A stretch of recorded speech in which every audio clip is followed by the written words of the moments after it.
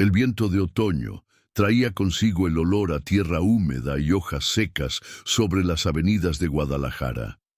Vicente Fernández Jr.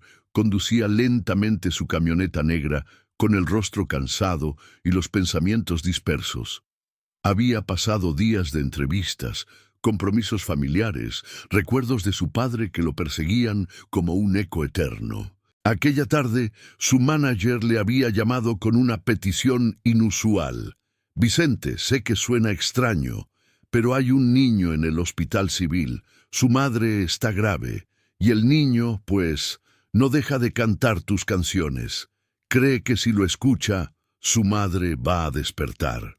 La voz de su manager se quebró y Vicente supo que no podía ignorar ese llamado. No era la primera vez que visitaba hospitales, lo había hecho en silencio, sin cámaras, porque entendía que la música podía ser un bálsamo en momentos de desesperación. Pero esa tarde, con el cielo cargado de nubes, sintió que algo diferente estaba a punto de suceder. Aparcó en el estacionamiento del Hospital Civil de Guadalajara, respiró profundo, se ajustó el sombrero y caminó hacia las puertas automáticas, que se abrieron con un silbido metálico. El olor a desinfectante lo golpeó con fuerza, trayéndole recuerdos dolorosos de las veces que él mismo había estado hospitalizado, luchando contra su salud, contra su imagen, contra las críticas. Caminó con paso sereno hasta el mostrador. Una enfermera de mirada noble lo reconoció al instante, pero contuvo su emoción. «Buenas tardes, señor Fernández. La familia que lo espera está en el piso 3, habitación 314. Se trata de la señora López y su hijo Emiliano». El ascensor subió lentamente, mientras Vicente repasaba en su mente la historia que le habían contado. Un niño de 8 años, su padre muerto en un accidente en carretera, su madre en coma después de un choque brutal. El pequeño llevaba 3 semanas viviendo en el hospital, cantándole cada día rancheras para que no se sintiera sola. Cuando las puertas del ascensor se abrieron, un mural infantil en el pasillo intentaba disfrazar la crudeza del lugar. A lo lejos, Vicente escuchó una voz pequeña, temblorosa, pero cargada de sentimiento. Se detuvo frente a la puerta entreabierta y escuchó. El niño cantaba «Estos celos», pero no como una imitación, sino como una plegaria.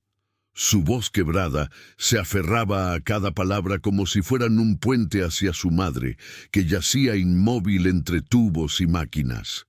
Vicente se quedó helado, con el corazón en la garganta. Había escuchado a miles de cantantes en palenques, en concursos, en serenatas callejeras, pero jamás había sentido una verdad tan pura.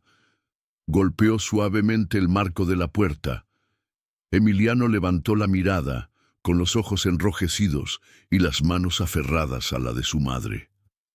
¿Eres de verdad Vicente Fernández Jr.? Preguntó con un hilo de voz. Vicente se quitó el sombrero, se acercó despacio y le sonrió con ternura. «Sí, hijo, y acabo de escucharte cantar. Tienes una voz que llega al alma». Las lágrimas del niño cambiaron de dolor a esperanza. «Le canto a mi mamá todos los días porque los doctores dicen que ella escucha, y yo creo que si escucha tus canciones se va a despertar, porque son sus favoritas». Vicente sintió un nudo en la garganta. Se sentó a su lado, puso una mano en su hombro y respondió: «Tu mamá tiene muy buen gusto, y yo creo que tienes razón. La música llega a donde nada más puede llegar». La conversación se fue volviendo íntima.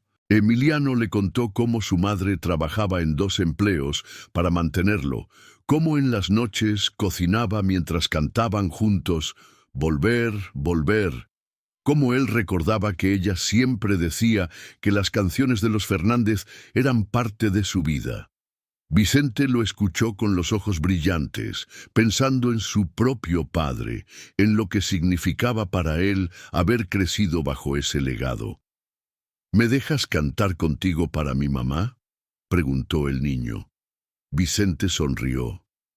«Será un honor, hijo». La tarde se volvió dorada cuando juntos comenzaron a entonar Acá entre nos. El hospital entero pareció detenerse. Enfermeras se asomaban discretamente. Algunos pacientes bajaban el volumen de la televisión para escuchar y los pasillos se llenaron de un silencio reverente. Mientras cantaban, los monitores de la señora López mostraron un leve cambio. Una enfermera, Patricia, lo notó con asombro. La frecuencia cardíaca respondía al ritmo de la canción. Vicente permaneció en esa habitación por horas, cantando, contando anécdotas, escuchando las memorias del niño. Antes de irse, sacó una pequeña tarjeta de su cartera. Este es mi número, Emiliano. Me vas a llamar para contarme cómo sigue tu mamá. ¿Me lo prometes? El niño abrazó la tarjeta como si fuera un tesoro.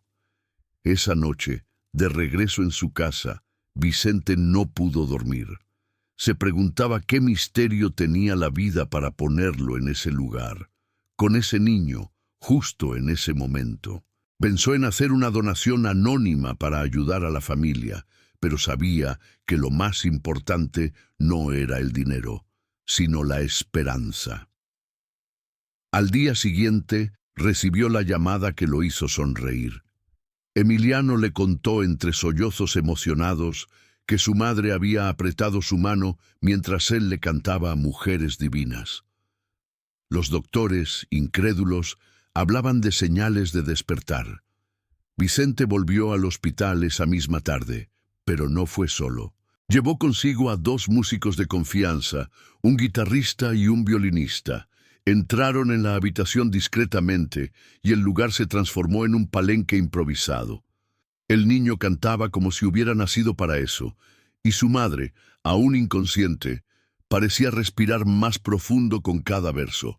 Los médicos observaban en silencio, anotando los cambios en sus signos vitales. En un momento de la interpretación, Vicente se inclinó sobre ella y susurró: «Señora López, tiene usted un hijo que es un guerrero.